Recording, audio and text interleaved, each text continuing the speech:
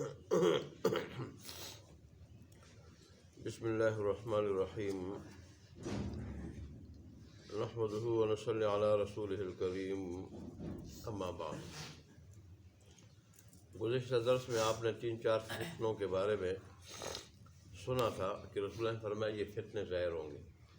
ان فتنوں میں سے ایک فتنہ اخلاص ہے، جس کا معنی اور تفصیل تو گزر چکی تھی۔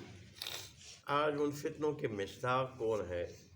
تو شاہ ولی اللہ مخلص دہلوی رحمۃ اللہ علیہ نے ان کے مصداق کا ذکر کیا۔ چنانچہ وہ کہتے ہیں فتنہ اخلاص اس کا مصداق حضرت عبداللہ بن زبیر ان کی شہادت کا سانحہ ہے کہ سب سے پہلے تو جب اہل مدینہ نے یزید کے کرتوت کی وجہ سے اور پھر خاص کر حسین ان کی شہادت کی وجہ سے اس کی خلافت کا انکار کیا اور اس کے خلاف جہاد کا اعلان کیا، تو اس نے مسلم بن عقبہ اس کی عمارت میں ایک بڑا لشکر تیار کیا، وہ بھیجا اور مدینہ کا محاصرہ کر کے پہلے تو اہل مدینہ نے بڑی بہادری کے ساتھ مقابلہ کیا، لیکن ان کے پاس ایسی منظم اور ایسی جدید ہتھیار والی فوج تو نہیں تھی، تو آخر وہ شکست کھا گئے۔ تو اس بدبخت نے مسلم بن عقبہ نے پورے مدینہ کا محاصرہ کیا، جس کو واقعہ حرہ کہا جاتا ہے۔ حرہ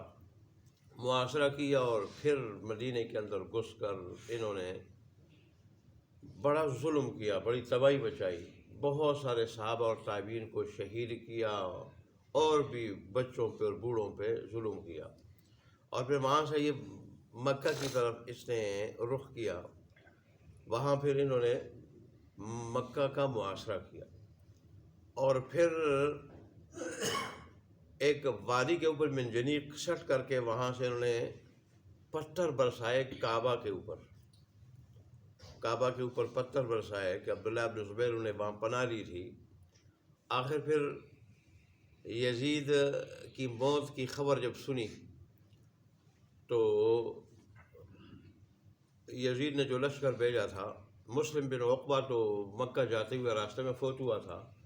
اور پھر اس کے بعد اس کی جگہ دوسرے سپہ سالار نے لے لی تھی۔ وہ دوسرا سپہ سالار نے وہاں جا کے پھر وہ پتھر برسائے اور محاصرہ کیا، تو وہ پھر واپس ہوا جو یزید کی خبر سنی۔ لیکن اس کے بعد پھر مروان بن حکم اور پھر آخر اس کے بیٹے عبد الملک بن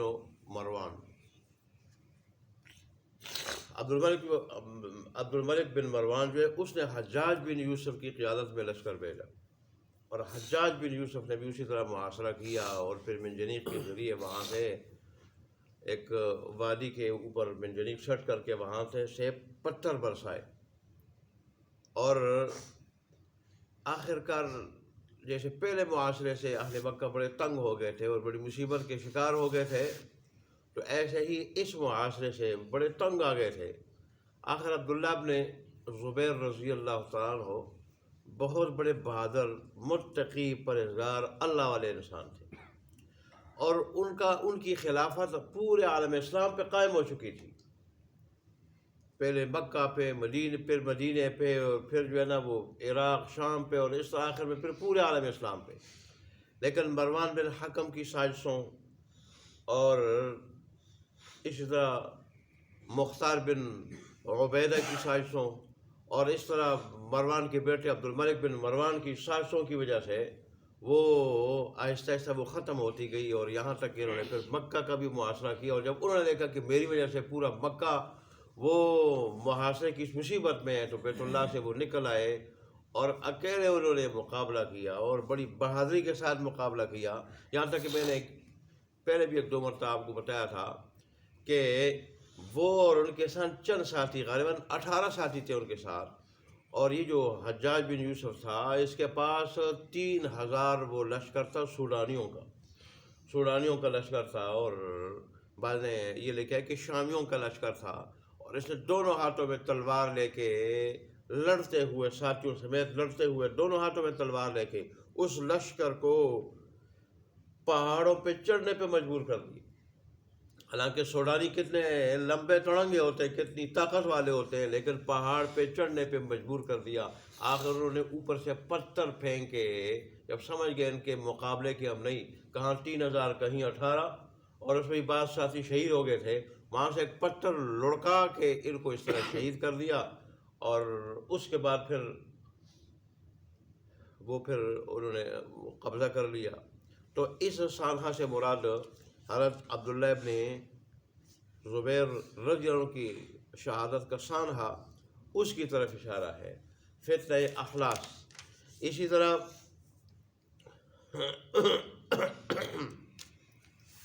فتنہ سرا، یہ مختار بن عبید اللہ، اس کا بھی میں نے ذکر کر دیا، اس کے فتنے کی طرف اشارہ ہے۔ لیکن اس کو تو آخر جب عبداللہ ابن زبیر نے دیکھا کہ یہ مسلمانوں میں بڑی تباہی مچا رہے اور اس طرح انہیں قتل و غارت گری کا بازار گرم کر رہے، تو اپنے بھائی مصعب بن زبیر ان کے ہاتھوں اس کو جو ہے قتل کرا دیا تھا، قتل، اور یہ اور اس کا پورا وہ لشکر جو تھا یہ تو قتل ہو گیا تھا، اور لشکر میں بہت سارے قتل ہوئے تھے، اور پھر آخر یہ اپنے مشن میں ناکام ہوا تھا۔ اور اسی طرح یہ جو فتنہ دہیمہ کا ذکر ہوا تھا، فتنہ دہیمہ جو ہے اس کا مصداق ہے ہلاکو خان، یہ چنگیز خان کا پوتا تھا، چنگیز خان کا۔ اور عراق کے اندر جو مسلمانوں کی خلافت تھی عراق کے اندر، اور عباسی آخری خلیفہ جو تھا معتصم باللہ، کم ہمت آدمی تھا، کم ظرف آدمی تھا، اور یہ تھا کہ غیر متدبر تھا، تدبر والا اور سوچ و فکر والا اور بات کو سمجھنے والا نہیں تھا۔ اور پھر اس نے اپنا ایک وزیر رکھا تھا ایک شیعہ کو، وہ چاہتا تھا کہ یہاں عالویوں کی حکومت ہو، عباسیوں کی حکومت کا خاتمہ ہو، اور یہ بدبخت نہیں دیکھ رہا تھا کہ مسلمانوں کے آپس میں سے بڑا قتل و قتال ہوگا۔ تو اب اس نے جب دیکھا کہ اور کوئی راستہ نہیں ہے، اس نے اس ہلاکو خان کو دعوت دی اور کہا ہم نے اپنے بڑوں سے آپ کے بارے میں بڑی جو ہے نا فضیلتیں سنی، اور یہ کہ عراق پہ آپ تم چڑھائی کرو گے اور اللہ تمہیں فتح دے گا۔ تو لیکن وہ ہلاکو خان اس طرف تیاری سے نہیں ہو رہا تھا،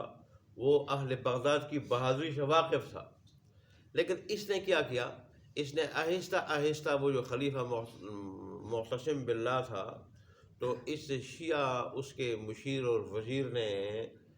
آہستہ آہستہ اس سے اختیارات لے لیے، بڑا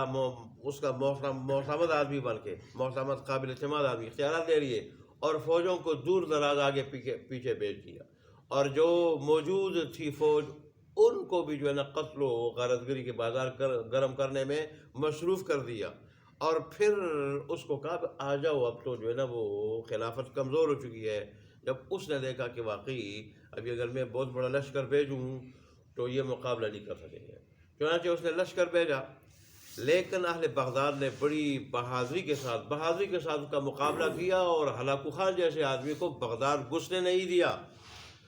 تو پھر اس نے کیا بدبخت نے، اس نے خلیفہ کو کہا، پہلے ان سے امان لے کے اپنے لیے اور اپنے خاندان کے لیے اور اس جیسے خبیثوں کے لیے امان لے لیا اس سے کہ ہمیں کچھ نہیں کہو گے، اور جا کے خلیفہ کو کہا کہ میں نے آپ کے لیے امان لی، تو آپ جا کے ہلاکو خان سے مذاکرات کر لیں، اب آپ کو کچھ نہیں کہے گا وہ۔ چنانچہ جب معتصم باللہ خلیفہ اپنے بیٹے کے ساتھ مذاکرات کے لیے گئے، تو اس نے کہا کہ اپنے پورے جو وزیر مشیر ہے اور کابینہ کے ارکان ہے وہ بھی لے آؤ، اور وقت کے جو فقہاء و علماء ہے وہ بھی لے آؤ۔ چنانچہ وہ لے گئے، جب لے گئے تو اس بدبخت نے، ہلاکو خان نے، تو بڑا ظالم تھا، اس نے ایک ایک کر کے سب کو ان کے سامنے کاٹ کے رکھ دیا، اور پھر وہ خلیفہ بھی پنس گیا تھا، وہ بیچارہ کیا کرتا، پھر جو بھی وہ کہتا ہلاکو خان وہ کرتا۔ کہا اچھا ابھی اپنی عوام کو کہو، اہل بغداد سے کہو کہ ہتھیار کے بغیر ہتھیار ڈال کے باہر آ جائے۔ چنانچہ اس نے وہ حکم دیا تو لوگ باہر آ گئے، جب باہر آ گئے تو اسی طرح اس نے قتل کرنا شروع کر دیا۔ مختصر میں کر رہا ہوں، یہاں تک کہ پھر بغداد میں گھس کے، بغداد کے اندر، حالانکہ عورتوں نے جب بغداد شہر میں اس کی فوجیں گھس گئی، تو عورتوں نے اور بچوں نے، مرد تو قتل ہو گئے تھے، انہوں نے قرآن سر پہ قرآن سر پہ رکھ کے وہ نکلے کہ ہمیں کچھ نہ کہو، بلکہ نے اس کا بھی خیال نہیں کیا، اور بچوں کو عورتوں کو بھی کاٹ کے رکھ دیا۔ اور اس طرح یہ جو تاتاریوں کا فتنہ تھا، جس کو رسول اللہ صلی اللہ علیہ وسلم نے دہیمہ کے نام سے اس کی پیشنگوئی فرمائی تھی کہ یہ ایسا فتنہ ہے کہ اس سے مسلمانوں کا بہت بڑا نقصان ہوگا، اور یہ جو ہے نا وہ دنیا کے کونے کونے تک یہ پہنچ جائے گا، اور جہاں کئی مسلمان ہیں ان کو جو ہے وہ مسلمان ہیں وہ بچ نہیں سکیں گے۔ تو ایسے اس ہلاکو خان بدبخت نے کیا، ہلاکو خان بدبخت نے یہ عراق میں، بغداد میں اور بغداد کے مضافات میں تقریباً 1,06,00,000 مسلمانوں کو کاٹ کے رکھ دیا تھا اس نے، اور یہ تو جہاں بھی جاتا یہ مسلمانوں کے خلاف اس وقت تک لڑتا جب اس انسانوں کی اور مسلمانوں کی کوپڑیوں سے ایک مینار نہ بن جاتا۔ لیکن اللہ تبارک و تعالیٰ نے پھر اسی کی نسل سے صلاح الدین ایوبی جیسے آدمی کو پیدا کیا، اور اس نے پھر ان کو کاٹ کے رکھ دیا، اور اسی طرح اسلام کا جھنڈا اس نے پھر لہرا دیا۔ تو بہرحال آن کی نبوت سے رسول اللہ صلی اللہ علیہ وسلم جن فتنوں کو دیکھ رہے تھے، اپنی امت کو پہلے خبردار کیا کیا کہ میری امت اپنے ایمان کو اور اپنی جانوں کو ان فتنوں سے بچائے، اور جیسے انہوں نے ارشاد فرمایا ایسے ہی وہ ان فتنوں کا ظہور ہوا۔ اور پھر ڈائریکٹ قیامت تک رسول اللہ صلی اللہ علیہ وسلم نے فرمایا کہ فتنے ہوں گے، ایک ایک فتنے کا ذکر فرمایا، اور پھر فرمایا سب سے بڑا فتنہ میری امت کا دجال کا فتنہ ہوگا، کے بعد جنت بھی ہوگی، جہنم بھی، بارش بھی برسا سکے گا، اور وہ قتل کر کے شہید کر کے پھر زندہ کر سکے گا، وہ بہت بڑا فتنہ ہوگا۔ الگ بات ہے جنت بظاہر جنت اندر سے جہنم ہوگی، جہنم بظاہر جہنم اندر سے جنت ہوگی، اور ایک مرتبہ قتل کر سکے گا اس کے بعد پھر نہیں، تو وہ بھی بہت بڑا فتنہ ہوگا، اور بہت سارے لوگ اس کے پیچھے ہوں گے۔ جو ایمان والے ہوں گے، ایمان والے دین پہ مکمل چلنے والے اور دین کی پابندی کرنے والے، اللہ ان کو اس کے ماتھے پہ کافر لکھا ہوا دکھا دے گا، اور وہ پھر جو اس کے فتنے کے شکار نہیں ہوں گے۔ لیکن اس کے لیے ساری احادیث کو دے کے یہی چیز سامنے آتی ہے کہ ایمان کامل ہو، انسان کی زندگی، یہاں تک کہ انسان کی آمدن، انسان کے اخراجات، انسان کی پوری انفرادی اجتماعی زندگی، شادی اور غمی، یہ اللہ کے حکم کے پابند ہو، رسم و رواج سے دور ہو، تو پھر ایسا آدمی اور فتنوں سے بھی اور دجال کے فتنے سے بھی محفوظ ہوگا۔ اللہ ہماری بھی حفاظت فرمائے۔ وآخر دعوانا الحمدللہ رب العالمین۔